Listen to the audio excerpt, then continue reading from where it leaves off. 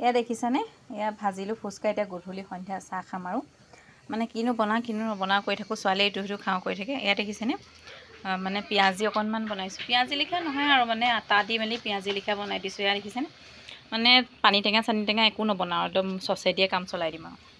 গম পায়নে ইমান গৰমত পটাপটনো কি কৰিব সেইবাবে মানে এয়া চচ বটল লৈ লৈছোঁ আৰু ইফালে পৰিয়ে গৈছেগৈ তাৰপিছত এয়া অকণমান বনাইছোঁ এয়া বনাইছোঁ এনেকৈয়ে খাই দিম আৰু চাহ মানে কি ক'ব ইমান গৰমত আৰু এইবোৰ বনাই থাকিব নোৱাৰি দেই আপোনালোকৰ কেতিয়াবা এনেকুৱা হয় নেকি জানি চব হাতত এয়া ল'লেই তাইক লাগেই কিবা এটা কেতিয়াবা যে মানে সন্ধিয়া চাহকাপ এনেকৈ পাল মাৰি থৈ দিওঁ আৰু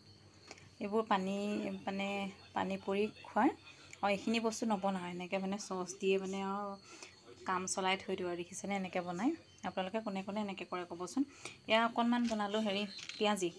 তাৰপিছত এয়া ফুচকা ফ্ৰাই কৰিলোঁ আৰু তাৰপিছত এয়া চচৰ সৈতে খাই দিয়ক বুলি দি দিছোঁ আৰু দেই সেই গৰমত নোৱাৰিছোঁ আৰু